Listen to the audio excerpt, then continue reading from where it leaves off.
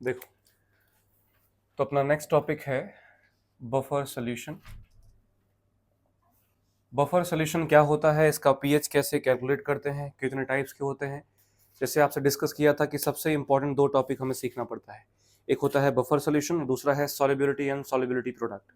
अगर मैं सिंपल शब्दों में बफर सॉल्यूशन का डेफिनेशन बताऊं तो एक ऐसा सॉल्यूशन जिसका पीएच ऑलमोस्ट सेम रहता है अगर हम स्मॉल अमाउंट ऑफ एसिड या बेस ऐड करते हैं।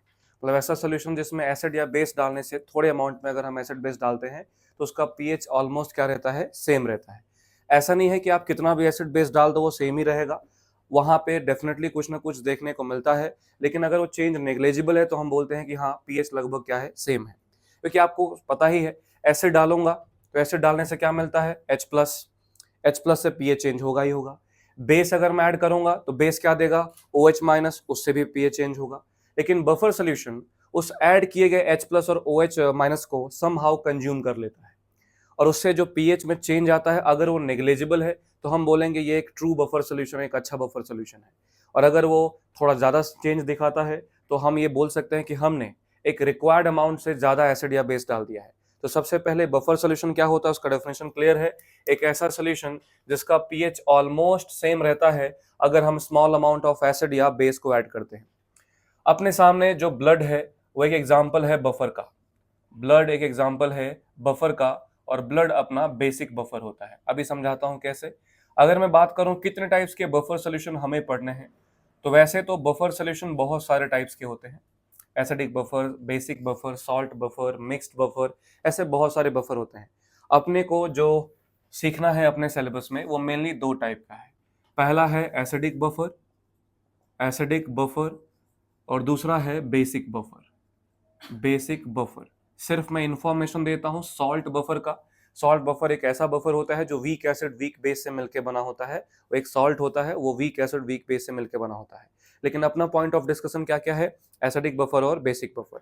सबसे पहले कैसे पहचानोगे कि एसिडिक बफर है, तो बेटा एसिडिक बफर में एक मिक्सचर होता है जिस मिक्सचर में एक वीक एसिड होगा, क्या होगा, वीक एसिड, और साथ में एक सॉल्ट मौजूद रहता है, salt of week acid and strong base.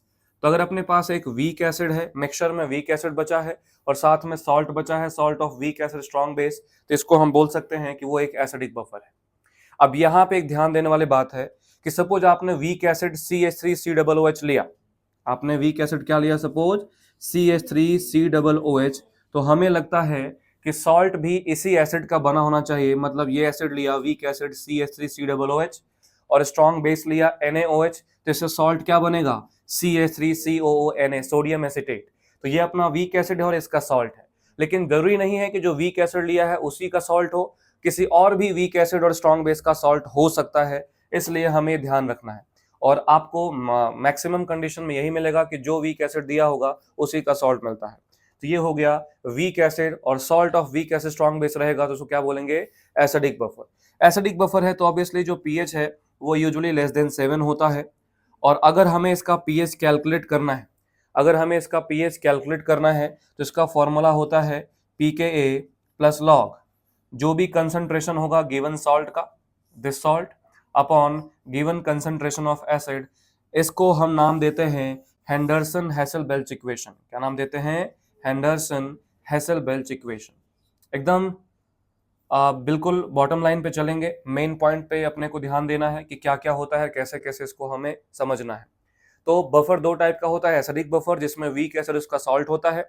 Acidic buffer है तो पीएच की वैल्यू 7 से कम होगा, और पीएच अगर आपको निकालना है एसिडिक बफर का तो अपने पास फॉर्मूला है pKa plus log salt by acid.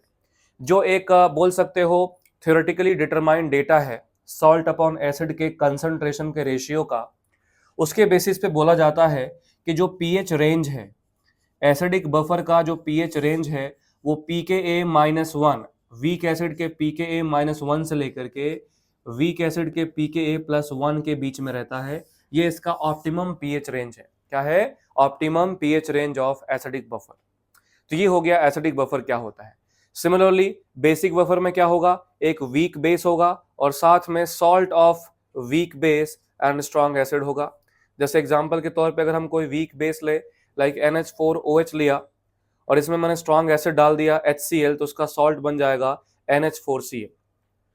तो कल तक जो हम सीख रहे थे या पिछले लेक्चर तो हम जो सीख रहे थे उसमें क्या था, एक सिंगल एसिड था, मिक्सचर ऑफ एसिड था, सिर्फ सॉल्ट था, एसिड या एसिड प्लस एसिड या सिर्फ सॉल्ट।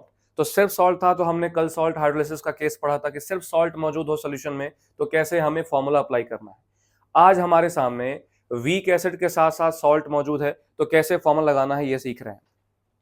इसके अलावा इसका पीएच 7 से ज्यादा होगा क्योंकि बेसिक बफर है, और इसका अगर फॉर्मूला लगाओगे तो ध्यान रहे इसका पीओएच निकलता है, पीएच नहीं, क्या निकलता है, पीओएच। और पीओएच का फॉर्मूला सिमिलरली क्या होता है, pKb plus log concentration of salt upon concentration of base, upon concentration of base. इस तरीके से इसको भी हम हेंडरसन हेसल-बेल्च इक्वेशन बोलते हैं, और इससे बेसिक बफर का पीओएच निकलेगा, जिसको फर्दर 14 से माइनस करोगे तो क्या मिलेगा, पीएच मिलेगा। और इसमें यहाँ पे भी अगर आपको पीएच रेंज की बात करना है तो क्या क्या बोलोगे, पीकेबी -1 से लेके पीकेबी +1 तक। तो ये हो गया बफर दो टाइप के कैसे होते हैं, ध्यान सुनना। अब इसके ऊपर बेसिक क्वेश्चन आता है, how will you identify that a given solution forms buffer या that given solution is a buffer. तो सबसे बेसिक क्वेश्चन आता है कि आपको सामने 3-4 ऑप्शन में दिया होगा, आपको ढूंढना है कि बफर सॉल्यूशन कौन सा है, या फिर एसिड और बेस बना के देते हैं, एसिड और बेस मिक्स करते हैं, आपको पता करना है कि कौन बफर सॉल्यूशन बनाएगा और कौन बफर सॉल्यूशन नहीं बनाएगा। जैसे अगर मैं आपसे क्वेश्चन पूछूं कि मेरे सामने एक एसिड है HCN और सॉल्ट है साथ में NaCN, क्या ये बफर है, तो डेफिनेटली ये किसका एग्जांपल है, बफर का। कौन से बफर का, एसिडिक बफर का एग्जांपल है। क्यों, क्योंकि ये एक वीक एसिड है और ये साथ में इसका क्या है, सॉल्ट है, पहला एग्जांपल हो गया। अगर मैंने बोरिक एसिड लिया H3BO3 और साथ में लिया बोरेक्स Na2B4O7, इसका नाम है बोरिक एसिड और सेकंड है बोरेक्स। तुमसे कोई पूछे क्या ये बफर है, तो ये भी एक एसिडिक बफर है, क्योंकि ये जो वीक बोरिक एसिड है हमने सीखा है कैसा एसिड है, ये वीक एसिड है, और वीक एसिड के साथ साथ जो बोरेक्स है ये इसका सॉल्ट है, अगर इसमें NaOH डाल दोगे तो बोरेक्स बनता है। तो ये एक एसिडिक बफर का एग्जांपल है। अगर मैं आपसे पूछूं कि अपने पास HCl है और साथ में NaCl है, क्या ये एसिडिक बफर है, तो अपने सामने क्या आ गया, स्ट्रॉन्ग एसिड और साथ में सॉल्ट आ गया, स्ट्रॉन्ग एसिड और वीक बेस का, सॉरी स्ट्रॉन्ग बेस का, तो एसिडिक बफर नहीं हो सकता। एक स्पेशल केस होता है कि अगर आपने एसिडिक बफर को, मतलब एसिडिक बफर को अगर आप देखना चाहते हो और आपसे मैं कंडीशन दे दूं कि नहीं स्ट्रॉन्ग एसिड ही है, बफर बना के दिखाओ, तो स्ट्रॉन्ग एसिड को बहुत ज्यादा क्या करना पड़ेगा, डाइल्यूट करना पड़ेगा, ताकि उसकी पीएच धीरे धीरे क्या हो जाए, कम हो जाए, और उसके बाद आप बोल सकते हो कि हाँ strong acid can also form a buffer solution if it is highly diluted. Clear, फिलहाल के लिए अभी हम एग्जांपल समझते हैं। तो क्या हमें एसिडिक बफर और बेसिक बफर पहचान में आ जाएगा, बिल्कुल। तो हमें क्या करना है, सिंपल देख लेना है कि वीक एसिड और स्ट्रॉन्ग बेस के साथ सॉल्ट और साथ में वीक एसिड है कि नहीं, तो क्या बन जाएगा, एसिडिक बफर। अभी मैं आपसे एक नेक्स्ट क्वेश्चन पूछूं कि 0.1 मोलर 50 ml HCN है, इसको मैंने मिला दिया 0.2 मोलर 20 ml NaOH के साथ, 20 ml NaOH के साथ, बताओ ये रिजल्टिंग मिक्सचर अपने को क्या देगा। अपने सामने HCN है जो कि एक वीक एसिड है ना बेटा, और साथ में हमने क्या मिलाया है, NaOH। तो नो डाउट इससे क्या बनेगा, NaCN बनेगा और साथ में H2O बनेगा। ध्यान देना, ये अच्छा क्वेश्चन बनता है इस पे। मान लो क्वेश्चन आ जाए कि इसका पीएच निकालो, तो सबसे पहले ये समझ में आना चाहिए कि ये जो बनने वाला सोल्यूशन है बनाएगा क्या। तो हम अपने सामने क्या है, वीक एसिड है और साथ में एक स्ट्रॉन्ग बेस है, उसको मिलाया गया है। अभी वीक एसिड के साथ हमारे पास सॉल्ट नहीं दिया है, वीक एसिड के साथ क्या दिया है, स्ट्रॉन्ग बेस। तुम देखो ध्यान से, तो इसका मोलरिटी 0.1 है और इसका जो वॉल्यूम है वो 50 ml है। कितना है, 50 ml। पूछा गया इसको अगर हमने NaOH के साथ मिक्स किया तो बताओ क्या ये एक एसिडिक बफर बनाएगा या नहीं बनाएगा। तो देखो HCN के अगर मैं मोल्स निकालूं, मोल्स मोर ओवर मिली मोल्स अगर मैं निकालूं, तो हम सबको पता है मोल्स का फॉर्मूला क्या होता है, molarity into volume in litre. अब क्योंकि वॉल्यूम ml में दिया है तो हम मोल्स को क्या बोलेंगे, मिली मोल्स। तो यहाँ मोलरिटी कितना है, तो मान लेते हैं M1 और वॉल्यूम कितना है, V1। तो यहाँ पे मोल्स कितना आ गया, M1V1। इसके मोल्स कितने हैं, M2V2, और इनिशियली ये दोनों ही नहीं बने हैं तो क्या होगा, 0 0। जब ये रिएक्शन हो जाएगा आफ्टर टाइम t, तो क्या लग रहा है किसके मिलीमोल ज्यादा हैं? तो यहां देखो 0.1 इंटू 55 मिलीमोल है और इसके कितने हैं 0.2 इंटू 24 मिलीमोल है। कौन पूरी तरीके से खत्म हो जाएगा? ये पूरा का पूरा क्या हो जाएगा? जीरो। कितना गिवन था? M2V2 कितना बचा? जीरो। तो पूरा का पूरा रिएक्ट हो गया। अब अगर ये M2V2 रिएक्ट होगा तो ये भी कितना रिएक्ट होगा? M2V2। तो कितना बचेगा? M1V1 माइनस M2V2 इतना बचेगा। और सॉल्ट कितना बनेगा बेटा? M2V2 जितना रिएक्ट हुआ है। मतलब अपने पास रिजल्टिंग सोल्यूशन में क्या बचा है? सॉल्ट बचा है। क्या बचा है? सॉल्ट। और साथ में क्या बचा है? वीक एसिड बचा है। और हमें पता है कि अगर सॉल्ट और वीक एसिड बचता है तो इसको हम क्या बोलते हैं? Acidic buffer. क्या बोलते हैं? Acidic buffer. आई बात समझ में? अगर मैंने सेम क्वेश्चन को मैंने बोला कि अभी बोलो 0.1 मोलर 20 ml HCN है, इसको हमने मिक्स कर दिया 0.2 मोलर 40 ml NaOH के साथ, तो बताओ बनने वाला सॉल्यूशन पे फॉर्मूला क्या लगाओगे? क्या वो एसिडिक बफर है या नहीं है? तो हमें दिख ही रहा है इसके मिलीमोल्स कितने हैं बेटा? 2 मिलीमोल्स हैं। इसके मिलीमोल्स कितने हैं? 8 मिलीमोल्स है। ध्यान दीजिएगा, तो जब रिएक्शन होगा तो कौन पूरी तरीके से खत्म हो जाएगा? एसिड खत्म हो जाएगा। तो सॉल्यूशन में सिर्फ क्या बचेगा? स्ट्रॉन्ग बेस बचेगा। क्या बचेगा? Strong base. और साथ में क्या बचेगा? सॉल्ट बचेगा। क्या बचेगा? सॉल्ट। क्या मैं इसको बेसिक बफर बोल सकता हूं? तो इसको बेसिक बफर हम नहीं बोल सकते, इसको सिर्फ हम क्या बोल सकते हैं? Basic solution. क्या बोल सकते हैं? Basic solution. तो मतलब क्या मैं ये फॉर्मूला अप्लाई कर सकता हूं क्या? नहीं, क्योंकि ये किसके लिए अप्लाई होगा? बेसिक बफर के लिए। यहां सिंपल फॉर्मूला क्या लगेगा? POH is equal to minus log concentration of OH minus. मतलब जो भी बेस बचा होगा उसी का क्या कैलकुलेट कर सकते हो? POH कैलकुलेट कर सकते हो। अभी मैं क्वेश्चन के फॉर्म में दिखाता हूं। अभी मैं सिर्फ आपके सामने समझा रहा हूं कैसे आप आइडेंटिफाई करोगे एसिडिक बफर है कि नहीं। तो इसके ऊपर दो क्वेश्चन आते हैं दो टाइप से। या तो सिंपल वे में आपको दे दिया होगा वीक एसिड और साथ में सॉल्ट, या फिर आपको एसिड और बेस दिया होगा एंड आपने रिकॉग्नाइज करना है कि वो एसिडिक बफर बनेगा कि नहीं। तो तुरंत फटाफट क्या निकाल लेना? मिलीमोल्स। क्या निकाल लेना? मिलीमोल्स। और पता कर लेना कौन खत्म हो जा रहा है। अगर वीक एसिड पूरी तरीके से खत्म हो गया तो एसिडिक बफर बनने के चांस जीरो हो गया। अगर स्ट्रॉन्ग बेस पूरी तरीके से खत्म हो गया, वीक एसिड बचा हुआ है, तो फिर डेफिनेटली क्या बनेगा? Acidic buffer. क्या होगा अगर दोनों इक्वल हैं, दोनों खत्म हो जाए? अगर दोनों खत्म हो जाएंगे सॉल्यूशन में सिर्फ क्या बचेगा? सॉल्ट बचेगा। सॉल्यूशन में सिर्फ क्या बचेगा? सॉल्ट। अगर वीक एसिड स्ट्रॉन्ग बेस दोनों बराबर हो गए तो सॉल्यूशन में सिर्फ सॉल्ट बचेगा। सॉल्ट ऑफ वीक एसिड और स्ट्रॉन्ग बेस ये बचेगा। और अगर अपने पास सिर्फ सॉल्ट बचा तो पीएच का फॉर्मूला हमने कल ही सीखा है। अगर सिर्फ सॉल्ट दिया है वीक एसिड स्ट्रॉन्ग बेस का तो पीएच का फॉर्मूला होता है 7 + ½ pKa + ½ log C। समझ रहे हो? तो दिए गए क्वेश्चन में ही मैनिपुलेशन होता चला गया कि आपने फॉर्मूला क्या लगाना है। तो इसको क्वेश्चन के फॉर्म में करते हैं तो क्लियर हुआ। अभी तक सिर्फ मैंने आइडेंटिफिकेशन सिखाया है और बफर का टाइप सिखाया है। तो बफर कितने टाइप्स के होते हैं?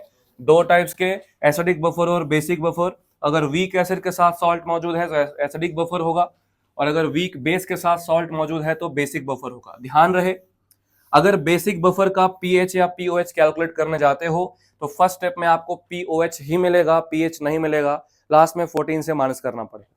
तो ये बेसिक इंट्रोडक्शन हो गया। अब अगर यहां पे क्वेश्चन की बात करते हैं, how to calculate pH of any acidic buffer. देखो मैंने क्वेश्चन दिया, पहले सिंपल वे में क्वेश्चन करते हैं कि 0.1 मोलर 20 ml HCN दिया है एंड साथ में 0.2 मोलर 40 ml NaCN दिया है।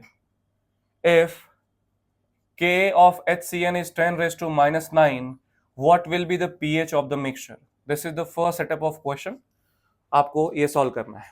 तो देखो ध्यान से, ये वीक एसिड है, जो दिया गया क्या है बेटा? वीक एसिड, और साथ में क्या दिया गया है? सॉल्ट। साथ में क्या दिया है? सॉल्ट। तो ये किसका सॉल्ट है? वीक एसिड स्ट्रॉन्ग बेस का। क्या आप समझ पा रहे हो कि जो दिया गया सोल्यूशन है वो कौन सा है? एसिडिक बफर है। इज इट क्लियर और नॉट? ये क्या है अपने पास? Acidic buffer. और अगर एसिडिक बफर है तो तुरंत फॉर्मूला क्या लगाएंगे? पीएच का बोलो। PH is equal to pKa + log concentration of salt upon concentration of acid. कुछ भी दिया हो सकता है K की जगह यहां पे K भी 10⁻⁹ लिखा हो और क्वेश्चन घुमा दिया जाए। तो अगर k भी 10⁻⁹ है तो ऑब्वियसली k कितना होगा 10⁻⁵। क्यों? क्योंकि k इंटू के भी कितना होता है kW, और अगर Cn माइनस और H प्लस की बात करूं तो आपस में कॉन्जुगेट एसिड बेस पेयर है, तो उसके लिए फॉर्मूला क्या लगाते हैं k इंटू के बी इक्वल टू KW कितना होता है 10⁻⁻14। तो अगर k भी दिया है तो हम क्या निकाल सकते हैं Ka निकाल सकते हैं। अब देखो ध्यान से, तो pH is equal to pKa, सारे लोग इसमें कंफ्यूज रहते हैं यहां पुट क्या करना है। देखो यहां पे मैंने मोलरिटी नहीं दिया है, मोलरिटी के साथ साथ क्या दिया है वॉल्यूम, ध्यान देना। यहां भी मोलरिटी के साथ साथ मैंने क्या दिया है वॉल्यूम, ध्यान दीजिएगा। अगर मैंने सिर्फ 0.1 मोलर दिया होता, सिर्फ 0.2 मोलर दिया होता तो क्वेश्चन अलग होता, लेकिन दोनों का मैंने साथ में क्या दिया है वॉल्यूम। मतलब मेरे को यहां पे इंडिपेंडेंटली कंसंट्रेशन ऑफ सॉल्ट चाहिए और इंडिपेंडेंटली कंसंट्रेशन ऑफ एसिड चाहिए, हाँ या ना, और वो भी मिक्सचर में। कंसंट्रेशन का फॉर्मूला क्या होता है बेटा total moles upon volume of solution in litre. यहां भी क्या होता है एसिड का moles upon volume of solution in litre. Is it clear? तो यहां पे कंसंट्रेशन ऑफ सॉल्ट अगर मैं निकालने जाऊं तो मोल्स ऑफ सॉल्ट कितना है, तो सॉल्ट का मोल है समथिंग m1v1 और टोटल वॉल्यूम कितना होगा v1 प्लस v2। एसिड का कितना मोल होगा बोलो m2v2 अपॉन क्या होगा v1 प्लस v2। बोलो समझ में आ रहा है क्या बोला मैंने? इंडिपेंडेंटली मेरे को ऐसा दिख रहा है, बट ये हर बार अलग अलग हमें सॉल्व नहीं करना है। मैं सीधे इधर आता हूं, बताओ यहां पे pKa plus log concentration of salt, मान लेते हैं ये जो अपना टर्म है वो m1v1 है और जो सॉल्ट का टर्म है वो m2v2 है, तो यहाँ पे टर्म चेंज हो जाएगा m2v2 और यहाँ पे हो जाएगा m1v1। वीक एसिड का क्रेडेंशियल मोलरिटी कितना है m1, वॉल्यूम है कितना v1, इसका मोलरिटी m2 और वॉल्यूम कितना है v2, ध्यान दीजिएगा। तो फिर सॉल्ट का मोल क्या लिखूंगा बोलो, सॉल्ट का मोल m2v2 upon v1 plus v2, और इसका मोल क्या लिखूंगा m1v1 upon v1 plus v2। क्या तुम्हें दिख रहा है v1 प्लस v2 क्या हो जाएगा कैंसिल, सिर्फ क्या बचेगा बोलो m2v2 अपॉन m1v1। इस तरीके से वैल्यू पुट कर देना है, आंसर आ जाएगा। अगर k 10 का पावर -5 है तो pk कितना होगा बेटा 5 plus log concentration of salt upon concentration of acid. आप सोच रहे होगे कि आप लीटर को यहाँ पे इतना इज्जत क्यों नहीं दे रहे हो, क्योंकि यहाँ पे दोनों का ही वॉल्यूम किस में है ml में, ऊपर नीचे क्या हो जाएगा कैंसिल, इसलिए फर्क नहीं पड़ता है कि आप मोल्स यूज कर रहे हो कि मिली मोल्स यूज कर रहे हो। हाँ एक लीटर में होता एक ml में होता तकलीफ हो जाता। तो बताओ m2v2 का सेटअप क्या है, m2 कितना है 0.2 इंटू 40 अपॉन m1v1 कितना है 0.1 इंटू 20। तो यहाँ पे बोलो कितना हो जाएगा 5 प्लस लॉग ऊपर कितना आ गया बेटा 8 अपॉन नीचे 2 लॉग 8/2 कितना हो गया 4, लॉग 4 कितना होता है 0.6, तो यहाँ pH आ गया 5.6। ये क्वेश्चन हमें कभी कभी मुश्किल दिखने लगता है। अगर यही सेम क्वेश्चन पूछता ना कि 0.1 मोलर मान लो HCN है और 0.2 मोलर NaCN है, बताओ pH क्या होगा, तो तुरंत हमें आनंद आ जाता कि सिर्फ क्या दिया है सर कंसंट्रेशन। तो तुम्हें क्या लगा ये कंसंट्रेशन दिया है तो क्या हमने सिर्फ m1/m2 कर दिया, नहीं, हमेशा m1v1 अपॉन m2v2 ही करते हैं। तो फिर यहाँ पे v का टर्म कहां गया, तो कुछ नहीं दिया होता तो हम क्या मान के चलते हैं इक्वल वॉल्यूम, क्या मान के चलते हैं इक्वल वॉल्यूम। मतलब इसका भी वॉल्यूम कितना यूज किया होगा हमने v, इसका भी वॉल्यूम कितना यूज किया होगा v अपॉन v क्या हो जाएगा कैंसिल, इसलिए इवेंचुअली क्या बच जाएगा m1 अपॉन m2। तो अगर वॉल्यूम दोनों का इंडिपेंडेंटली अलग अलग दिया है तो मोलरिटी के साथ साथ उसका क्या मल्टीप्लाई करके रखना है, वॉल्यूम भी मल्टीप्लाई करके रखना है। मैं सिंपल शब्दों में ये बोल रहा हूं, क्लियर? अब इसी क्वेश्चन को थोड़ा सा एक अच्छे तरीके से मैनिपुलेट किया गया, ध्यान दीजिएगा। बोला गया कि अपने पास एक वीक एसिड है समथिंग HA, इसका मोलरिटी दे रखा है 0.1 मोलर और साथ में इसका सॉल्ट है एक स्ट्रॉन्ग बेस के साथ NaOH के साथ Na, और इसका मोलरिटी दे रखा है 0.2 मोलर और वॉल्यूम भी दे रखा है 40 ml।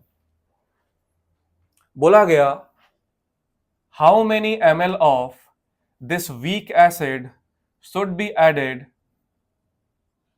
To form an acidic buffer having pH 4.7 और यहां pKa दे रखा है HA का समथिंग 4 दे रखा है। क्वेश्चन ध्यान से समझो। अपने पास एक वीक एसिड है HA जिसका कंसंट्रेशन है 0.1 मोलर। बोला गया इसका कितना वॉल्यूम लूं ताकि इसको सॉल्ट के साथ मिक्स कर सकें। किसके साथ? सॉल्ट के साथ मिक्स कर सकें, जिसका ऑलरेडी क्रेडेंशियल 0.2 मोलर 40 ml है, ताकि उससे एक एसिडिक बफर बन जाए जिसका पीएच कितना है 4.7। अब काम एसिडिक बफर में चल रहा है तो फॉर्मूला तो वही रहेगा, पीएच इज इक्वल टू क्या, pKa plus log concentration of salt upon concentration of acid. Is it clear? बेटा पीएच कितना दे रखा है 4.7, pKa कितना है 4 plus log concentration of salt कितना होगा बेटा? तो कंसंट्रेशन ऑफ सॉल्ट अभी मैंने समझाया कि सॉल्ट का जो क्रेडेंशियल पुट करो कितना आएगा, समथिंग M2V2, और एसिड का कितना आएगा, समथिंग M1V1। इसमें हमें क्या क्या मालूम है, 4.7 में इधर ले जाओगे तो कितना आएगा 0.7 is equal to log salt, बताओ सॉल्ट का क्रेडेंशियल बताओ, मोलरिटी कितना है 0.2, वॉल्यूम कितना है 40 अपॉन एसिड का मोलरिटी कितना है 0.1, वॉल्यूम हमें ढूंढना है तो मान लेता हूं V।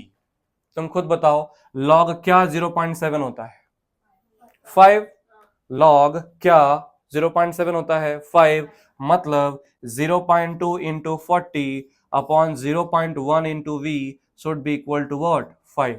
क्या यहां से V आ गया? यहां से V कितना आ गया 0.2 इंटू 40 अपॉन 0.5, तो आ गया 80/5 ml, मतलब 16 ml अगर हम डालते हैं एसिड का तो ये बन जाएगा बफर। तो देखो सेम ही क्वेश्चन है, खाली इसमें हमने क्या क्या पूछ लिया था सीधा पीएच, और यहाँ पीएच देके क्या पूछ लिया इंडिविजुअल वॉल्यूम, और ये पूरा घुमा देगा क्योंकि ये इतना आसान क्वेश्चन है, 3-4 लाइन में क्वेश्चन आता है जिससे हम इसको घूमते रहते हैं कि ये क्या पूछ दिया है। बाकी क्वेश्चन है आसान, एक ही जैसा करना है। तो ये हमने सीख लिया बफर क्या होता है, बफर के 2 टाइप सीख लिए। बफर के 2 टाइप के बाद मैंने 2 टाइप से क्वेश्चन कराए। पहला क्वेश्चन किस बेसिस पे हुआ, आइडेंटिफिकेशन के बेसिस पे, कि बताओ कौन सा क्वेश्चन इसमें यूज करोगे, कौन सा इसमें फॉर्मूला यूज करोगे, बड़ा इंपॉर्टेंट रहता है। क्लियर? तो एक बार आपको मालूम चल गया कि एसिडिक बफर बन रहा है, just write down the formula and put the values.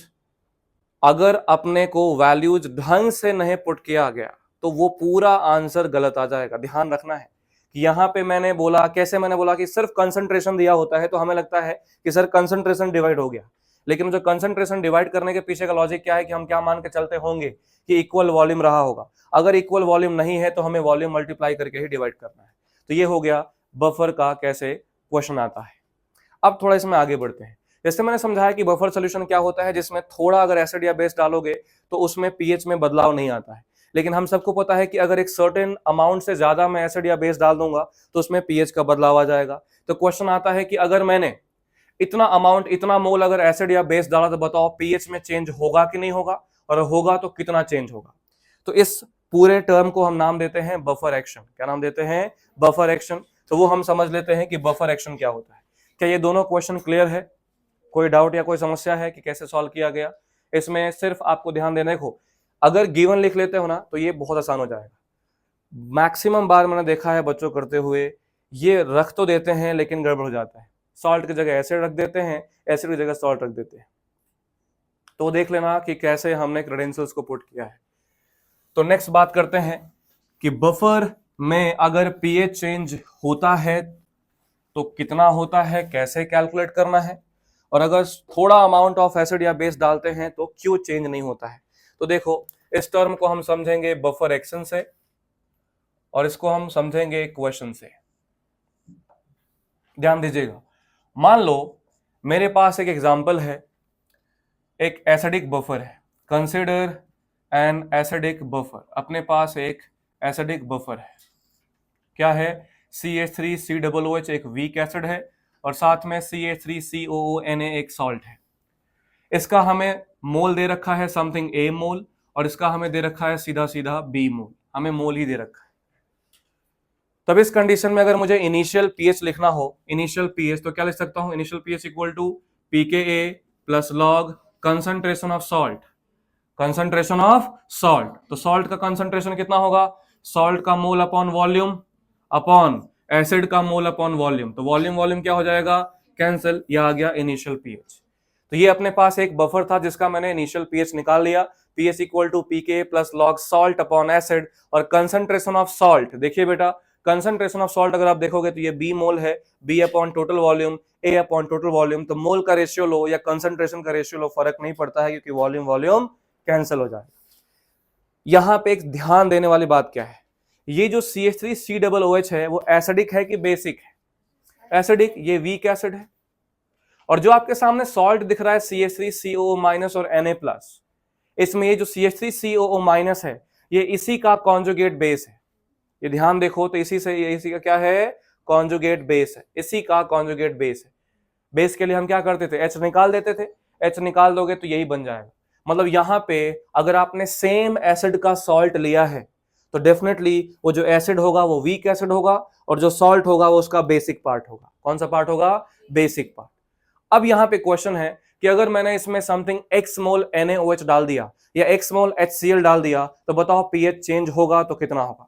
तो ध्यान देना, if x mole of NaOH is added, NaOH क्या है अपना, एक स्ट्रॉन्ग बेस है, अगर x मोल हमने NaOH को ऐड किया तो क्या होगा। देखो pH चेंज दो की वजह से ही होता है, या तो H+ की वजह से या तो OH- की वजह से, दो ही वजह से pH चेंज होता है। और बफर का क्या डेफिनेशन है कि बफर pH चेंज नहीं होने देता है। तो अपने डेफिनेशन को बचाने के लिए, उसका जो इज्जत है मार्केट में क्या है कि वो pH चेंज नहीं होने देता है, उस चीज को बचाने के लिए वो ऐड किए गए एसिड का H+ खाने की कोशिश करेगा या ऐड किए गए बेस के OH- खाने की कोशिश करेगा। अब OH- को खाना है या H+ को अगर कंज्यूम करना है, उसके पास दो बंदे हैं। उसके पास कितने बंदे हैं, दो। एक बंदा कैसा है, एसिडिक, दूसरा बंदा कैसा है, बेसिक। वो देखेगा कि ऐड क्या हो रहा है, अगर बेस ऐड हो रहा है तो किसको खाने के लिए भेजेगा, एसिड को, और अगर एसिड ऐड हो रहा है तो किसको खाने के लिए भेजेगा, बेस को। तो यहां पे तुमने क्या ऐड किया भाई, बेस ऐड किया। बेस कितना ऐड किया, तो हमें दिख रहा है कि अगर मैं NaOH जैसे ही डालूंगा तुरंत सोल्यूशन में क्या होगा, x मोल Na+ और x मोल OH- मिल जाएगा। और सर दर्द कौन है, OH-। इस OH- को हमें खाना है। बताओ, तुम खुद बताओ, इस OH- को खाने के लिए किसको भेजा जाएगा, एसिड को या बेस को, एसिड को। तो तुरंत एसिड आया CH3COOH, इसने बोला जाओ भाई इससे लड़ाई करके आओ। तुरंत ये एसिड आया कितने मोल के साथ, A मोल के साथ आया। किससे लड़ाई करने के लिए, OH- के लिए, जो कितने मोल है, X मोल है। तुम खुद सोचो, अगर CH3COOH और OH- आपस में रिएक्शन करेंगे तो क्या बन जाएगा, CH3COO- प्लस H2। भाई ये OH- को क्या क्या चाहिए, H+, तो यहां से H+ लेते ही क्या बन जाएगा, H2O। और देखो तुरंत अगर सिपाही नंबर 1 आया है तुरंत क्या बन जाएगा, सिपाही नंबर 2। बोले तो यहां पे जो इनिशियली बी मोल था ये CH3CO- बना हुआ है। तो जब रिएक्शन हुआ, भाई अभी रिएक्शन हुआ नहीं, अभी इनिशियल क्रेडेंशियल लिख रहा हूं कि लड़ाई करने से पहले की बात है। लड़ाई से करने से पहले सिपाही नंबर 1 का मोल कितना है, A मोल, कितने मोल OH- खाना है, X मोल, और इवेंचुअली बन क्या रहा है, सिपाही नंबर 2 सॉल्ट बन रहा है कितना, B मोल। तो बताओ ये कितने मोल X खा जाएगा, X मोल, तो कितना बचेगा, 0। अगर इसने X मोल के साथ रिएक्शन किया तो इसका भी कितना मोल कम होगा, X मोल, मतलब कितना मोल हो जाएगा, A- X मोल। और अगर इसका X मोल रिएक्ट हुआ है तो ये प्रोडक्ट है, कितना मोल बनेगा, X मोल, तो क्या बन जाएगा, B प्लस X मोल। क्या बन जाएगा, B प्लस X मोल। मतलब जब बेस के साथ रिएक्शन हुआ तो एसिड का कंसंट्रेशन क्या हो गया, कम, और बेस का कंसंट्रेशन मतलब सॉल्ट का कंसंट्रेशन क्या हो गया, ज्यादा। कितना कम कितना ज्यादा, तो जितना आपने बेस ऐड किया है। कितना मोल था एसिड, A मोल, और कितना मोल बेस था, X मोल, तो कितना बचेगा ये A- और ये कितना बनेगा, B प्लस X।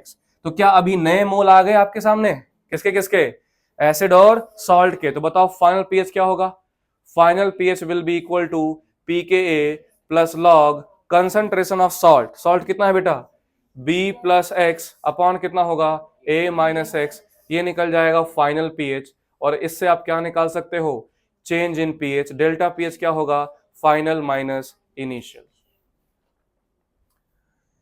तो इन शॉर्ट दिमाग लगाओ, अगर अपने पास एसिडिक बफर है, ध्यान देना कौन सा बफर है, एसिडिक बफर, तो इसमें दो लोग होते हैं, एक होता है वीक एसिड और दूसरा क्या होता है, सॉल्ट, जो कि कैसा नेचर शो करता है, बेसिक। अगर आपने बेस डाला, क्या डाला, बेस, तो रिएक्शन करने के लिए कौन आएगा, एसिड आएगा, रिएक्शन करने के लिए क्या आएगा, एसिड। तो फिर इससे क्या होगा, एसिड का कंसंट्रेशन क्या हो जाएगा, कम, और सॉल्ट का कंसंट्रेशन क्या हो जाएगा, ज्यादा। मतलब अगर एक सिपाही रिएक्शन करता है दूसरा ऑटोमेटिकली बढ़ जाता है।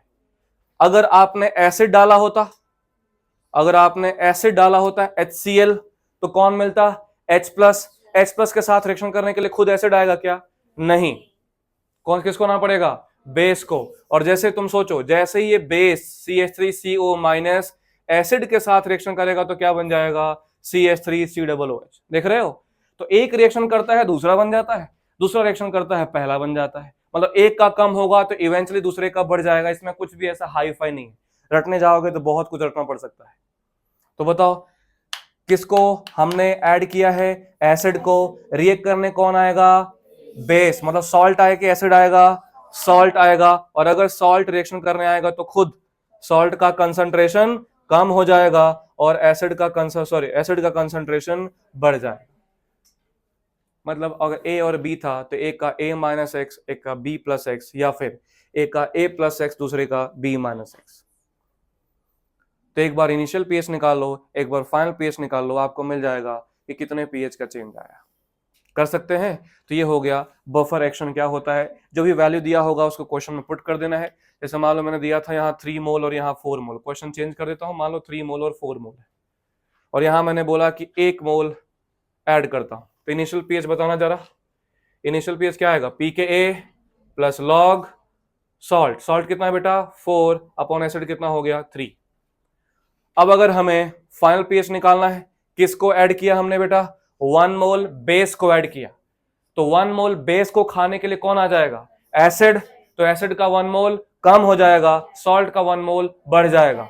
तो सॉल्ट का 1 मोल बढ़ा दो, pKa प्लस लॉग कितना हो जाएगा 5, और एसिड का 1 मोल घटा दो कितना हो जाएगा 2।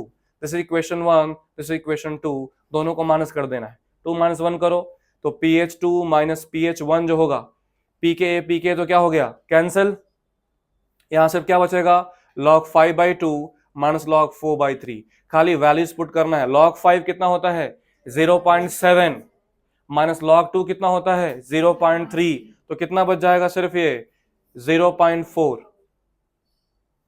माइनस log 4 कितना होता है 0.6, log 3 कितना होता है 0.47, तो कितना बच जाएगा 0.13। तो इवेंचुअली कितना आ गया 0.27, 27 की 17, 27, यह आ गया चेंज इन पीएच, सिंपल। तो बफर सॉल्यूशन में सबसे पहले डेफिनेशन क्लियर है। दूसरा मैंने क्या समझाया, बफर कितने टाइप्स के होते हैं, कितने टाइप्स के बारे में बताया, 2, एसिडिक बफर और बेसिक बफर। एसिडिक बफर में अब इसमें क्या है, सिर्फ क्वेश्चन ही चेंज होगा। कभी कभी पता क्या पूछते हैं और आसान करते हैं, लेकिन तुम्हें बहुत भारी लगेगा कि पीएच दिया है, पीके दिया है, बताओ what is the suitable ratio of salt upon acid.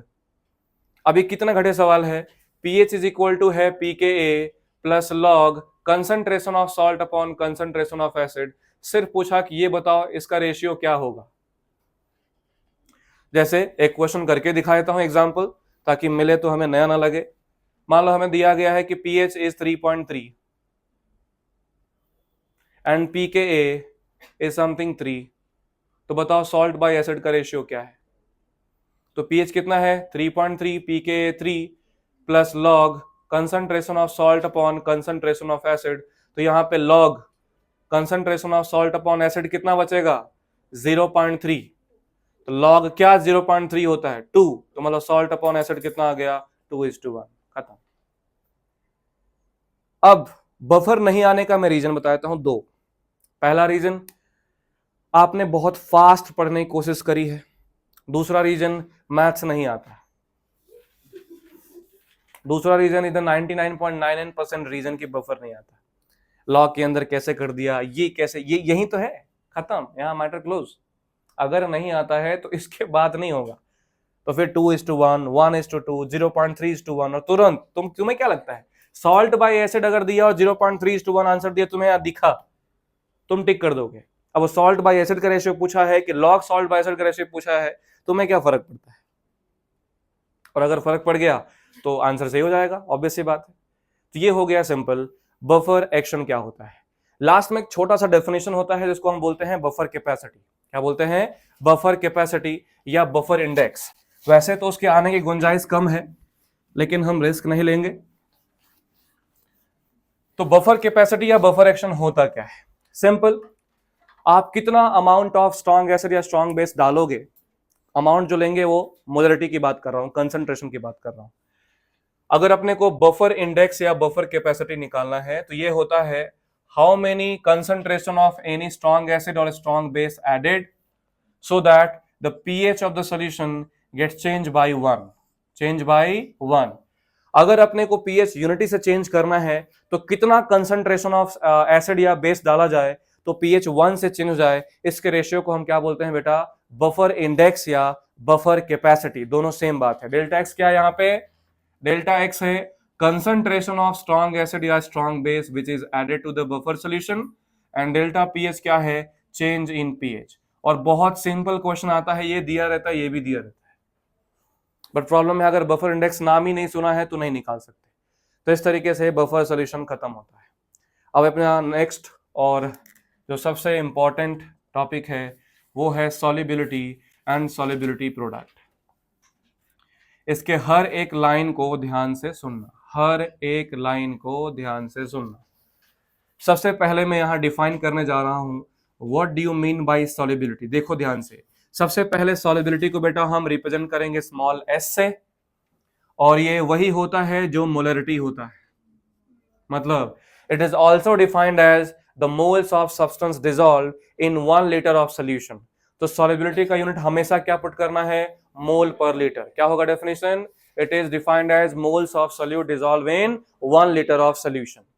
Second point, solubility depends on, अगर आप किसी भी सॉल्ट की सॉल्युबिलिटी निकालते हो, सॉल्युबिलिटी डिपेंड्स ऑन 2 फैक्टर्स। कितने फैक्टर पर डिपेंड करता है, 2 फैक्टर्स। मान लो ये सॉल्ट है, मैंने बोला बताओ ये सॉल्युबल है कि नहीं, तो आपको 2 टाइप की एनर्जी चेक करनी पड़ेगी। इसको तोड़ने में कितना एनर्जी लगता है, that is called lattice energy, और जब इसको वाटर में डिसॉल्व किया तो हाइड्रेशन से कितना एनर्जी मिला, that is called hydration energy. मतलब जो रिक्वायर्ड एनर्जी है उसको क्या बोलते हैं, लैटिस, और जो मिलता है उसको क्या बोलते हैं, हाइड्रेशन। अगर हाइड्रेशन एनर्जी ओवरकम कर देता है लैटिस को तो टूट जाएगा। बोलते अगर hydration energy 100 kilo joule release हो रहा है और तोड़ने के लिए सिर्फ 50 चाहिए तो तुरंत ये फटाफट क्या हो जाएगा, सॉल्युबल हो जाएगा। तो 2 फैक्टर जिस पर डिपेंड करता है, एक है हाइड्रेशन एनर्जी और दूसरा है lattice energy. If hydration energy is greater than lattice energy, मतलब जो रिक्वायर्ड एनर्जी है उससे ज्यादा एनर्जी मिल गया तो कंपाउंड क्या हो जाता है, सॉल्युबल। क्या हो जाता है, soluble.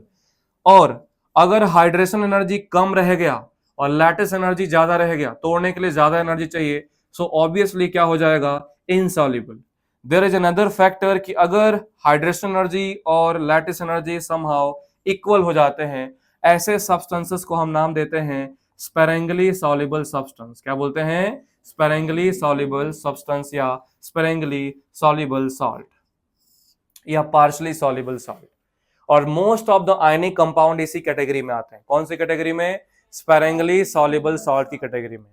Third point, solubility also depends on some experimental data. Solubility also depends on some experimental data of concentration. Experimental data of concentration. जैसे हाइड्रेशन लैटिस एनर्जी आप नहीं निकाल पा रहे हो, आपके सामने सीधा एक सोल्यूशन दिया है जिसमें जो सॉल्ट डिसॉल्व किया है उसका कंसंट्रेशन मालूम है। अगर आपने किसी सॉल्ट को डिसॉल्व किया और उसका जो सॉल्युबिलिटी है पानी के अंदर, उसका जो कंसंट्रेशन है, अगर कंसंट्रेशन 1 मोलर से ज्यादा मिलता है तो कंपाउंड को क्या बोला जाएगा, सॉल्युबल। एनर्जी के अलावा भी आप सिर्फ कंसंट्रेशन से भी निकाल सकते हो कि अगर मैंने सॉल्ट को डिसॉल्व किया और सॉल्ट का कंसंट्रेशन 1 मोलर से ज्यादा मिला है तो हम क्या बोलेंगे, यहाँ पे ये कंपाउंड क्या होगा, सॉल्युबल। अगर ये कंसंट्रेशन 0.01 मोलर से भी कम है, मतलब बहुत कम है, तो क्या हो जाएगा, इनसॉल्युबल। और अगर इन दोनों के बीच में है, अगर इन दोनों के बीच में है तो हम क्या बोलेंगे, कैसा है ये, स्पेरेंगली सॉल्युबल। क्या है, स्पेरेंगली सॉल्युबल। तो ये हो गया सॉल्युबिलिटी का इंट्रोडक्शन। सॉल्युबिलिटी अब हम अभी जो इस टॉपिक में हम सीखेंगे वो बेसिकली किसी भी सॉल्ट की सॉल्युबिलिटी सीखने वाले हैं। किसकी, सॉल्ट की। और उसमें डिफरेंट टाइप्स है। कि अगर मैंने सॉल्ट को वाटर में डिसॉल्व किया तो उसकी सॉल्युबिलिटी कैसे एक्सप्रेस होगी, अगर मैंने उसको वाटर की जगह किसी स्ट्रॉन्ग इलेक्ट्रोलाइट में डिसॉल्व किया तो कैसे सॉल्युबिलिटी एक्सप्रेस होगा। क्या ऐसा करें कि जो हमारा सॉल्ट डिसॉल्व हुआ है वो वापस पीपीटी बन के बाहर आ जाए या और सॉल्ट डिसॉल्व हो जाए। ये सब डिफरेंट डिफरेंट फैक्टर हैं और सीधे सीधे अगर मैं बात करूं केस वाइज यहाँ पे स्टडी करना है। अगर केस वाइज डिस्कशन करते हुए फटाफट हो जाता है और होता बहुत आसान है और आने की गुंजाइश बहुत ज्यादा होती है। तो सॉल्युबिलिटी क्या होता है क्लियर हो गया, सॉल्युबिलिटी एनर्जी के टर्म्स में कैसे डिफाइन करो क्लियर हो गया, कंसंट्रेशन के टर्म में भी हम इसको डिफाइन कर सकते हैं। यहां पे मैं हमेशा एक नोट लिखवाता हूं, तब भी आपको लिखवाया होगा, फिर बता दूं कि जो डिग्री ऑफ सॉल्युबिलिटी है, degree of solubility of any sparingly soluble salt, जिसको आप अल्फा भी बोल सकते हो, that will be taken as 1, that will be taken as 1, जिसको डिग्री ऑफ डिसोसिएशन शब्द बोलते हैं। मतलब अगर मैंने सॉल्ट का 10 ग्राम डिसॉल्व किया, 10 ग्राम डिसॉल्व किया, उस 10 ग्राम में से 8 ग्राम डिसोसिएट हुआ, सॉल्युबल होने के लिए कितना हुआ 8 ग्राम डिसोसिएट हुआ, तो पूरा का पूरा 8 ग्राम क्या हो जाएगा सॉल्युबल हो जाएगा। ऐसा नहीं बोलना है कि सर 10 ग्राम डालोगे तो 10 ग्राम का पूरा क्या हो जाएगा सॉल्युबल, वरना तो हम रिवर्सिबल साइन ही नहीं लगा सकते। हाँ, जितना भी मैं डालूंगा और जितना टूट गया, जितना भी डिसोसिएट हो गया, वो पूरा का पूरा क्या हो जाएगा सॉल्युबल। मतलब अगर इनिशियल रिएक्टेंट की सॉल्युबिलिटी में S लेता हूं, क्या लेता हूं S, तो बाद में उसकी सॉल्युबिलिटी कितनी बचेगी 0, वो पूरा का पूरा प्रोडक्ट में कन्वर्ट हो जाएगा, वो पूरा का पूरा आयंस में सॉल्युबल हो जाएगा, पीछे कुछ नहीं बचेगा। और उसको क्वेश्चन के फॉर्म में करेंगे ज्यादा क्लियर होगा। तो अभी सॉल्युबिलिटी क्या होता है समझ में आ गया। सॉल्युबिलिटी कैसे रिप्रेजेंट करेंगे, स्मॉल s से, यूनिट क्या होगा मोल पर लीटर। सॉल्युबिलिटी को बताने के लिए कि ये गिवन सॉल्ट सॉल्युबल है या नहीं, हम दो फैक्टर्स का यूज कर सकते हैं, इधर इट विल बी एनर्जी और कंसंट्रेशन इटसेल्फ। अगर एनर्जी की बात करोगे तो हाइड्रेशन लैटिस है, कंसंट्रेशन की बात करोगे थ्योरेटिकल डेटा इस बेसिस पर निकालेंगे। अब हम बात करने जा रहे हैं एनालिसिस ऑफ सॉल्युबिलिटी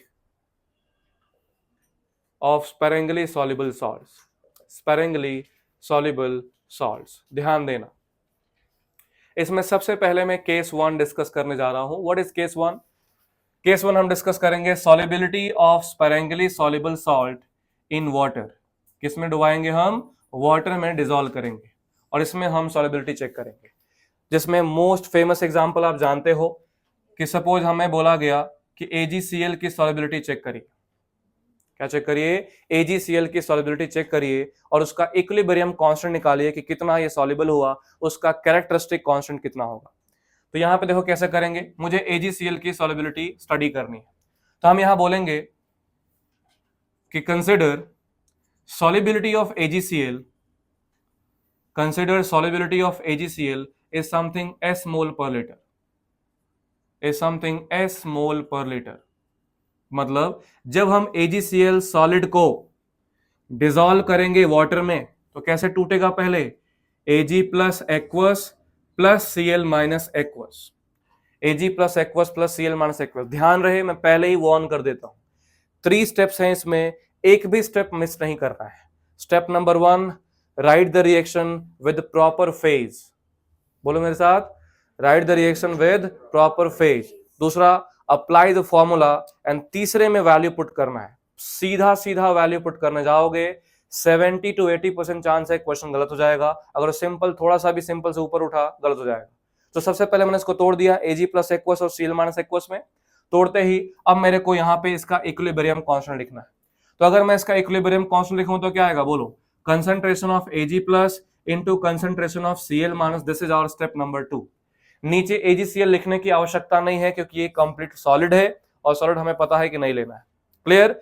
तो इसको स्टडी करेंगे तो K इज इक्वल टू आ गया Ag plus into Cl minus. अब ये स्पैरेंगली सॉल्युबल सॉल्ट का इक्विलिब्रियम कांस्टेंट है तो इसको K की जगह हम क्या बोलते हैं, KSP। KSP का नाम क्या होता है, बोलो KSP का नाम होता है सॉल्युबिलिटी प्रोडक्ट। क्या बोलते हैं, सॉल्युबिलिटी प्रोडक्ट, या इसी को बोलते हैं आयोनिक प्रोडक्ट।